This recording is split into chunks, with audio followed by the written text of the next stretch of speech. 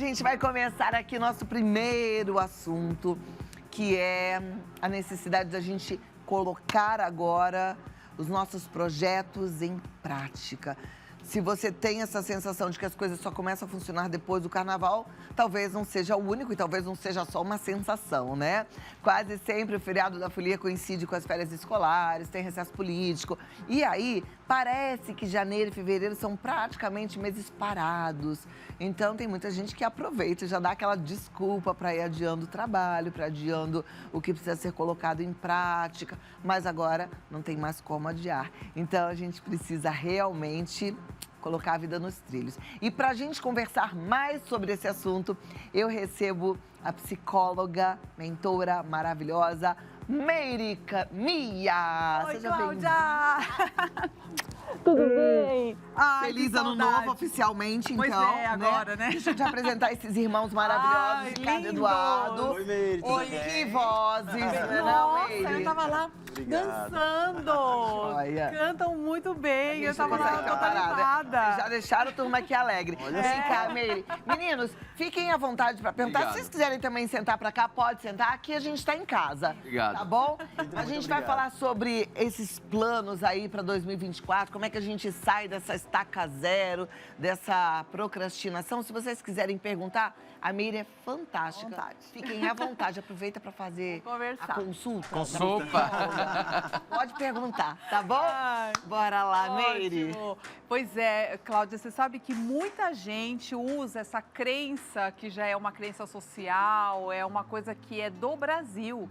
E é essa tendência da gente empurrar com a barriga todos os começos. Porque toda vez que a gente precisa começar qualquer coisa, tipo uma dieta, um plano, um projeto, a gente sempre tem aquela sensação de que nós não estamos prontos para aquilo, que sempre falta alguma coisa. E quando a pessoa já tem essa tendência a procrastinar, qualquer coisa é desculpa.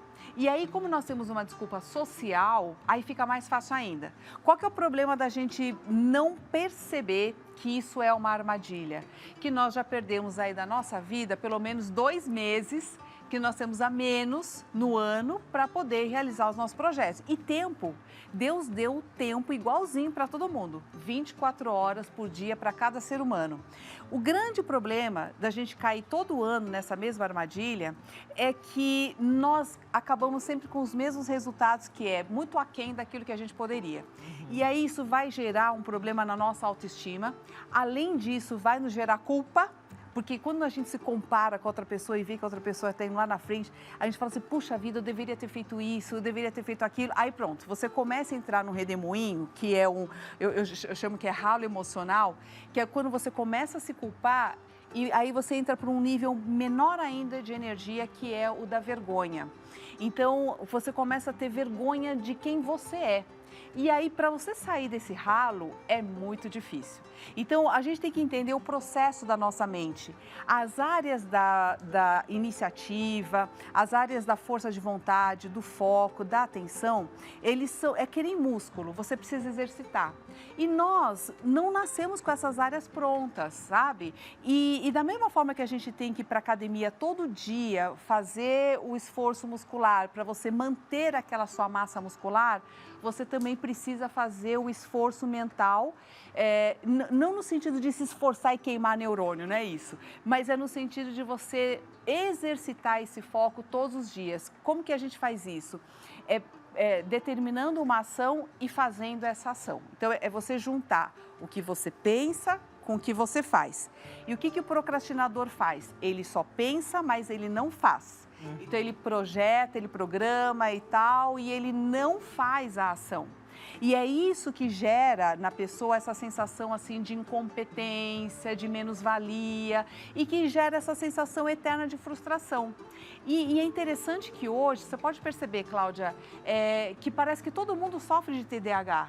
Sabe, você não tem essa coisa? Sim. Que todo mundo tem déficit de atenção e tal. Eu acho até que faz um pouco de sentido, porque a gente está bombardeado de muita informação. Perfeito, né? É isso mesmo. Então, na verdade, essa sensação que a gente tem é de uma geração. Então, essa geração, ela tem muitos estímulos e muita dopamina. Então, assim, nós temos o tempo todo uma injeçãozinha de dopamina, de prazerzinho, nas redes sociais, nos lanches que a gente tem na nossa época não tinha nem McDonald's, lembra? Não tinha tantos shoppings, não tinha tanta coisa. A gente era treinado a esperar, a gente, né? É completamente diferente. Essa dopamina a gente batalhava para receber. Exato, né? E era escasso. Você precisa ter um jejum de dopamina para você sentir o efeito dela. Agora, quando você tem toda hora essa injeção de dopamina, você começa a ter um problema de motivação, porque você precisa de uma dose muito maior para você se sentir motivado a querer fazer uma ação, entende? Então, assim, como nós temos esse problema de um vício, que é um vício social, se a gente não prestar atenção, que a única forma que a gente tem de sair de vício é através da consciência. Então, em primeiro lugar, eu preciso saber que eu estou viciado nisso, né? É reconhecer que, fala, puxa, isso aqui realmente, isso me domina. Então, por exemplo, quando eu pego uma rede social, um Instagram, sei lá, e daqui a pouco você vai ver, você já está um tempão naquilo, e você fala, se eu tentar ficar sem, eu sinto falta, ou seja, eu estou viciada nisso. Então, em primeiro lugar, é eu reconhecer que isso está me tomando muitas horas do meu dia. E se eu aplicar essas horas que estão me sendo roubadas para ter dosezinhas de dopamina e começar a trabalhar melhor a minha força de vontade e não ficar dentro só do diagnóstico, né? Do tipo, eu fui diagnosticada com TDAH e isso é uma armadilha no sentido de fazer você ficar naquele lugar. Do tipo, eu sou assim, eu tenho esse problema, então eu não faço mais nada com isso. Não, eu acho que assim, é um problema geral, é da nossa sociedade como um todo, né? E que cabe a cada um de nós desenvolvermos isso, porque é a única forma que a gente tem de lidar de forma positiva com a tecnologia. Porque a tecnologia ela é muito útil para nós, só que nós estamos invertendo os papéis. A tecnologia tem que nos servir e nós estamos sendo escravos da tecnologia, entende? Então nós perdemos o nosso propósito, a gente já não sabe mais discernir o que para mim é valioso ou não. Eu pego o sonho dos outros, porque todo mundo diz que é legal aquilo. Quando eu chego naquilo, eu falo, nossa, não era nada daquilo, ainda sinto um vazio, né? A gente vê até mesmo no caso de cantores, né? Às vezes a pessoa almeja aquela fama. Quando ela chega na fama, ela tem síndrome do pânico, ela está em depressão e tal. Ela fala, cara, eu estou trabalhando tanto, eu trabalhei tanto para isso e quando eu alcancei isso, não era isso, sabe? E a mesma coisa a gente vê no mundo corporativo, né? As pessoas, elas querem um casão, elas querem um carrão e quando elas têm, elas falam, cara, não era isso. Então, assim, nós perdemos o senso de propósito da vida, a gente se perdeu nos nossos valores, a gente não sabe exatamente o que é realmente importante para nós, pegamos o que é do outro, né? E investimos toda a nossa vida em cima de um sonho que depois, quando a gente alcança, a gente vê que não era aquilo, né? Então, assim, a única forma que a gente tem de ter uma vida saudável é tendo consciência e assumindo a responsabilidade de melhorar isso a cada dia, sabe? Então, é aquilo, né? É reconhecer que eu tenho esse problema. E qual que é o grande problema que eu vejo nas pessoas? É a falta de gestão de tempo. O tempo, Cláudia, não é intelectual. O tempo, ele é sentido no corpo, sabe? A gente precisa aprender a se relacionar com o tempo. Então, eu vou dar umas dicas aí para quem está em casa que quer controlar melhor o tempo. Então, você faça assim, com pequenas atividades, estuda você junto com o tempo. Por exemplo, cronometra lá. Quanto tempo hoje você leva para lavar uma louça? Fazer uma atividade qualquer, lavar uma louça. Demorei hoje 20 minutos para deixar a pia bacaninha. Legal. Aí você começa a pensar como que você poderia fazer essa atividade mais rápido e melhor. Cronometra. Fala, e se eu desligar a televisão, se eu desligar esse YouTube, se eu desligar minhas redes sociais e focar nessa atividade para ver se eu consigo fazer melhor. Você vai ver que você consegue otimizar melhor esse tempo. E você começa a sentir o tempo no corpo. sabe? Conforme você vai fazendo, você está se relacionando com a atividade, com o tempo, e ao mesmo tempo, você está fazendo aquilo que as pessoas chamam de mindfulness, que é uma espécie de uma meditação, porque você entra em contato com a experiência, e isso é vida, né? Porque o que a gente faz hoje não é viver. A gente está fazendo uma coisa aqui pensando em outra, então você não consegue adquirir a experiência para você. É sempre uma sensação de que você não viveu aquilo, né? Quando você faz isso, por exemplo, fazendo uma atividade operacional, você começa a perceber melhor o tempo, porque o tempo é sentido no corpo, porque a consciência está no corpo, ela não está no cérebro. Em algum momento, a gente desconectou o cérebro do corpo. Mas, Cláudia, é interessante que o cérebro, ele obedece comandos da mente. E esta mente, essa consciência, ela não está exatamente no cérebro. O que é isso? Por exemplo, essa sensação de eu sou, eu estou vivo, essa sensação, ela não está no cérebro. Por exemplo, que o cérebro, ele pode estar funcionando lá em coma, mas a pessoa está inconsciente. Entende isso? Sim, eu tô vivo é no corpo, eu tô vivo. Isso, eu estou sentindo. Exato. E todas as informações que vêm para o cérebro, elas vêm da consciência de cada célula que está no seu corpo. Então, a nossa mente, ela reside no nosso corpo. Por isso que não basta só você pensar que a coisa vai acontecer. Por exemplo, você quer fazer uma dieta e você fala, não vou comer doce. Você só fala, porque você vai estar comendo doce e você não controla o teu corpo. Não é um pensamento que vai fazer o teu corpo mudar o comportamento, certo? Então, os hábitos, eles são inconscientes, eles funcionam aparentemente de forma automática, porque a tua mente já está funcionando naquele jeito. E a única forma que a gente tem de mudar o padrão é através, primeiro, dessa consciência e depois do ajuste entre aquilo que eu penso e aquilo que eu efetivamente faço. Então, uma forma de você melhorar a gestão de tempo é essa. Primeiro, com o operacional e depois, para quem faz trabalhos mentais, que nem a gente escreve muito, lê muito, é perceber quanto tempo você aguenta uma tarefa com foco. E aí você vai ver que você precisa, às vezes, de algum intervalo. Por exemplo, você consegue 1 hora estudando, então você levanta, faz uma coisa operacional para circular o sangue, depois você volta e faz mais um pouquinho, entendeu? Então você vai vendo como você se relaciona com o tempo e como você se relaciona com as atividades. E aí você consegue ser mais produtivo, entende? Então, assim, são pequenas ações, mas é só prestar atenção. Prestar atenção, né? Isso. E saber o que a gente está fazendo. E para quem tem muita dificuldade, por exemplo, quem tem TDAH, por exemplo, eles têm uma dificuldade imensa em se organizar. E justamente as crianças, né, essas crianças que hoje são adultos, eles não aprenderam lá na infância a terem rotina. E a rotina é a coisa mais importante para quem tem qualquer distúrbio de atenção, né? Ou que tem essa mania de procrastinar.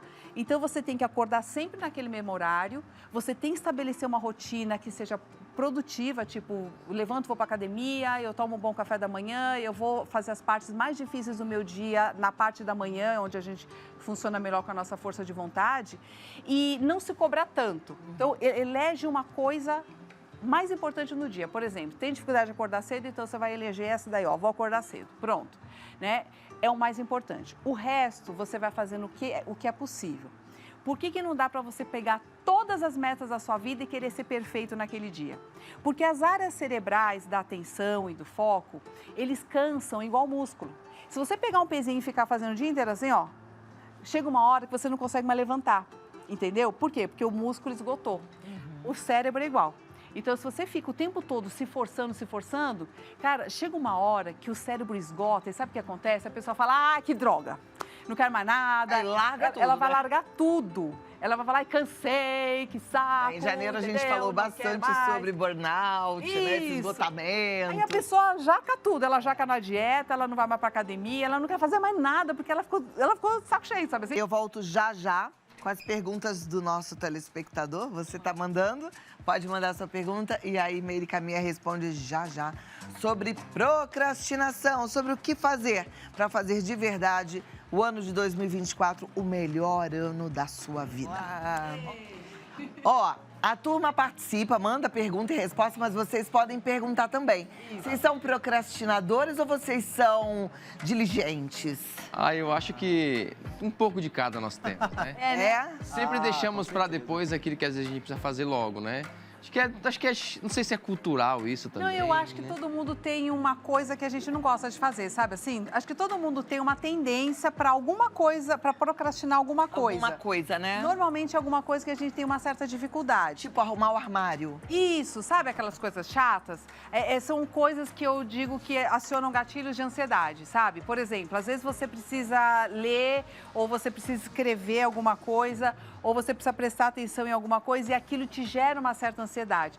Como você não gosta de fazer isso, porque te gera uma sensação meio ruim, você tende a procrastinar. Não é tudo que a gente procrastina. Você vê que tem algumas coisas que são fáceis para nós, não dá problema nenhum, a gente vai lá e faz numa boa. Como é que eu resolvi um pouco essa minha questão? Aprendendo a me apaixonar pelo processo. Perfeito! Então, assim, por exemplo, eu falei de armário, né? Coisa chata você ficar lá arrumando o armário, mas se você colocar uma música, sim, né? Se você pegar, por exemplo, um molde para dobrar a camisa daquele tamanho, se você curtir cada momento, então eu quando vou colocando, separo por cor, vou olhando e eu vou me dando a chance de me apaixonar, me encantar pelo processo, isso. Aí fica tudo pega ótimo. essa dica da Cláudia, porque essa é a melhor forma que você tem de tirar a procrastinação. Isso vale para tudo, né? Tornar o processo chato uma coisa agradável. Aliás, a gente libera muita dopamina no processo. Isso é comprovado cientificamente, viu? É isso mesmo. O que vocês não gostam de fazer? Eles são meninos fáceis. Eles gostam de fazer tudo. É isso. Sempre tem alguma coisinha que a gente não... Não precisa responder agora, não. Depois vocês... Porque são tantas coisas que a gente até perde o raciocínio, não é verdade? Tá certo. Ó, a Mariana Freitas, ela diz assim, estou estudando para prestar vestibular, mas tenho muita dificuldade em focar em alguns assuntos e sempre acabo deixando de lado. Como parar de procrastinar esses assuntos que não gosto tanto? Olha, Mariana, essa dica que a Cláudia deu, esse é o caminho. Você tem que fazer desse momento do estudo algo que seja prazeroso para você.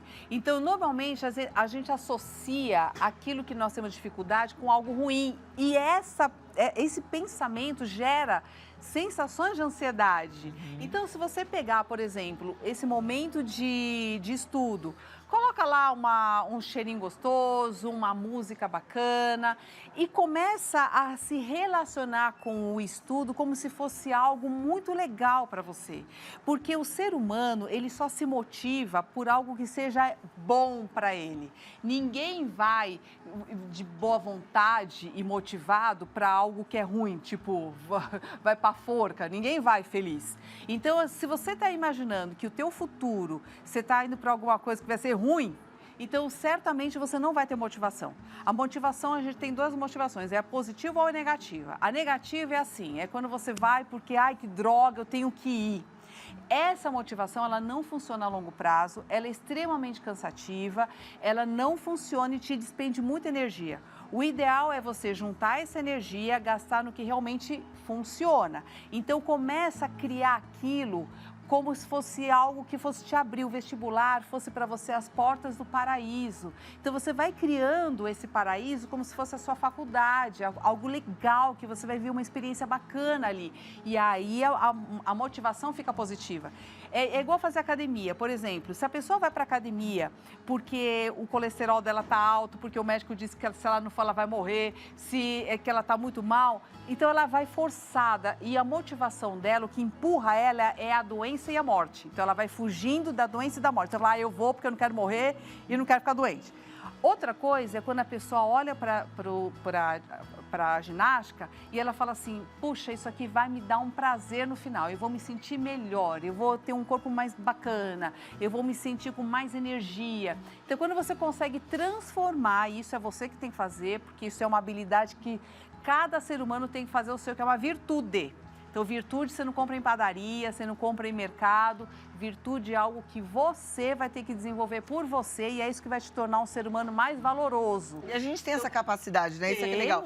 Às vezes a gente encasqueta que a gente o pensamento. Não, a gente manda no pensamento, a gente manda na nossa cabeça, isso. né? E isso eu chamo de empoderamento. É você tomar o trono do seu mundo interno. É você quem manda. Você não é um escravo de você mesmo. Agora, em termos práticos, sabe, Mariana, eu fiquei pensando assim.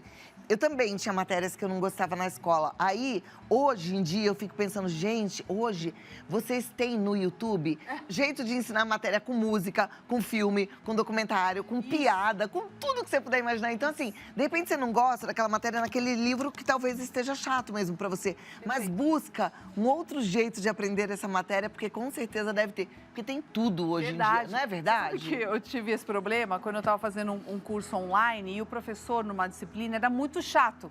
E aí, o que eu fiz? Eu procurei exatamente o que você falou, outros caminhos para tornar aquilo um pouco mais digerível. Hoje, olha, até se você copiar seu livro, colocar lá na inteligência artificial e pede para a inteligência artificial te explicar aquilo com outras palavras, de um jeito mais descolado, você vai ver que dá para você aprender melhor. Verdade, né? Tem que usar criatividade. A Thalita Cabeça, ela diz, minha filha tem 5 anos e percebo que ela não consegue ficar muito tempo em uma só atividade. Perfeito. Não sei se isso é normal. O que posso fazer para melhorar o foco dela? Thalita, você sabe que toda criança é assim, tá? Porque a criança não tem essas áreas ainda do foco, da atenção desenvolvidas. Então, uma forma de você ajudar a tua filha a desenvolver disciplina, responsabilidade desde o começo, é primeiro entendendo que isso faz parte. Ela tá normal, a tua filha, faz parte do desenvolvimento, mas você pode ir interagindo com ela. Então, você vai dizendo assim, olha, filha, presta atenção nisso e brinca nas atividades. Ela vai, lógico, enjoar. Mas é importante que com o tempo você perceba, né? E vai aumentando o tempo de atividade. Então, por exemplo, hoje ela consegue ficar 5 minutos desenhando, né? Mais para frente, ela vai conseguir ficar 10 minutos. Então, você vai observando e você vai estimulando a criança a permanecer um pouco mais tempo naquela atividade. Só que isso vai precisar um pouco da sua paciência, porque é você que vai ter que ajudar a criança a fazer aquilo. Com o tempo, também você pode ensinar a tua criança, que nem eu ensinei meu filho isso, né? O que a gente estava trabalhando. Como ele vai para a academia bem cedo, né? Tipo, 12 anos já pus ele na academia. E às vezes ele ia com preguiça. Não queria ir e tal. E eu falava assim, filha, a gente não está indo só arrumar o corpo, né? Fazer exercício para o corpo. Nós estamos exercitando a mente. Porque cada vez que você faz uma coisa, porque você precisa fazer e não só porque você quer, você está exercitando uma resistência cerebral. É a resistência que vai fazer com que você suporte um dia após o outro e não precise do prazer. Então, você suporta melhor os tempos sem dopamina, sem o prazer, né? E é isso que vai fazer com que você alcance mais recompensas. Então, a pessoa que não suporta esse período de tensão, de enfrentamento daquilo que é difícil e tudo mais, essa pessoa que não suporta, ela vai ter menos resultados na vida. Porque ela não vai conseguir, por exemplo, comprar uma casa, ela não vai conseguir comprar um carro, porque ela não vai conseguir guardar dinheiro, por exemplo. Tudo é estímulo para gastar, você entende? Então, essa resistência que a criança vai usar lá na frente, quando adulto, é na infância que a gente desenvolve. Sabe que eu me lembrei quando a minha filha era dessa idade, pequenininha, assim, artesanato, arte e terapia, funcionava muito. Né, com peças pequenininhas, porque tem começo, meio e fim. Então, ela começa na empolgação, aí o meio é um pouco chato, mas ela daqui a pouco chega no final e ela vai ver a peça pronta. Isso é uma coisa que pode ajudar também. Ajuda muito. Né? Então, mostrar esse processo para a criança e depois, olha, a criança, ela é muito inteligente. Você pode conversar sobre isso com ela e dizer assim, olha, filha, quando você não quer ir na escola, é importante a gente ir, porque isso está fortalecendo o teu cérebro, você está conseguindo ter mais resistência. Lá, quando você for adulta, você vai ter menos problema na vida e elas escutam, com certeza. Elas sabem. Ó, a Rafaela Mello quer saber como diferenciar procrastinação de um quadro de depressão. Olha, uma coisa pode estar ligada à outra. Por exemplo, a depressão, ela pode levar à procrastinação porque não vai ter energia nenhuma para fazer isso, né? Agora, a procrastinação, sem a depressão, ela pode trazer, por exemplo, um quadro de tristeza e chateação consigo mesmo, que é aquilo que eu falei. Você começa a se culpar de coisas que você deixou de fazer e depois você começa a achar que você é inferior aos outros, você começa a ter vergonha de você. Você fala, nossa, eu sou uma droga, porque todo mundo consegue, eu não consigo fazer. E, na verdade, o que você só precisava fazer é pegar uma atividade, pensar e fazer, nem que seja lavar a louça, sabe assim? Porque, normalmente, o procrastinador, ele vê que ele tem que fazer, ele fala, daqui a pouco eu faço, daqui a pouco eu faço, daqui a pouco eu faço, já é à noite, já juntou mais louça ainda, aí ficou mais difícil ainda, aí ele não quer fazer, você entendeu? Como mexe com a autoestima, viu? Isso. Ó, meninos, alguma pergunta? Não, ela falou de lavar louça, né? A maioria das vezes, eu que lavo as louças e a máquina também lava as louças, né? E às vezes você tá com preguiça de lavar, mas eu particularmente, eu começo a lavar tudo, lavo tudo, aí de repente tem alguma coisa que eu vou fazer depois, que tá na minha mente, aí eu vou e faço outra coisa e aquela outra coisa que eu ia fazer depois, você acaba dispersando, esquece, aí já deixa para o outro dia. Uhum. E assim vai, né? Isso. Então, quando a gente percebe que está fazendo isso, eu falo assim, nossa, eu fujo dessa atividade, né? E aí você fala assim, poxa, como é que eu posso inserir isso dentro da minha rotina sem me chatear tanto com isso? Aí, às vezes, você gosta de música, você bota uma música lá, torna o ambiente um pouco mais agradável. É criar estratégias para tornar o que é chato legal. Porque no caso de vocês, por exemplo, vocês têm que fazer um monte de coisa chata para vocês poderem fazer o legal. O legal é cantar. Uhum. Mas para você poder cantar, para você fazer um show, você tem que fazer muita coisa chata. Então você tem que fazer divulgação, você tem que trabalhar, você ensaiar. tem que ensaiar. É tanta Decorar coisa, música, né? Para você chegar lá na cerejinha do bolo, que é a hora do show, você já passou todo nervoso antes, mas se você não passar por tudo aquilo, você não faz o show. Entende? Então, na vida de todo mundo é assim, né? A gente precisa aprender a gostar do processo para a gente ter, às vezes, um pouquinho de prazer ali, que é a hora que você está no palco, que foi o mínimo, né? É verdade. Agora, o que o Ricardo Na verdade, é o perguntou, resultado final, eu né? acho que é normal perder o foco, às vezes, em alguma coisa, né? Chama atenção, aí você parou a louça, esqueceu de voltar lá e enxaguar aquele copo. Eu acho que faz parte, a gente também não pode ser tão rígido com a gente mesmo, pois, né? é verdade. É. Agora, meus parabéns. Eu lá em casa, e já ensinei isso para as meninas, então a minha nora, minha filha, todas fazem da mesma forma. A mulher não lava a louça porque mulher faz a unha. Mulher faz comida, mulher faz outras coisas na casa. Mas lavar a louça é trabalho de homem. É verdade. Porque senão a nossa unha descasca. Fala em comida, a minha esposa que faz a comida, né? Ela prepara e eu que lavo as louças. Lá em casa é assim, eu faço a comida e o Ricardo lava a louça. É. Ele não gosta da máquina, você acredita? Eu é que adoro a máquina, mas ele gosta de lavar. Ele acha uma terapia e eu acho ótimo, porque a gente não pode ficar lavando louça, porque a unha descasca. Meire Camilla, muito obrigada. Foi muito bom te receber. Saudade. Muito obrigada. Pois é, tava demorando pra você voltar, mas que bom que você tá de volta. Amei, muito obrigada. Ó, tem que seguir a Meire Camilla, deixa eu passar aqui os contatos. Instagram. É Meire com Y, né, seu Instagram. Meire com Y no final, Camilla com K. E tem também no meu canal do YouTube, você pode mandar perguntas e eu respondo por ali também. Que joia. Meire Camilla. Isso. Fácil assim, essa maravilhosa. Ai, Eduardo, vocês continuam aqui com a gente, né? Obrigado, vamos sim. Obrigada, tudo de bom e Obrigada. até a próxima. Amém. Obrigada.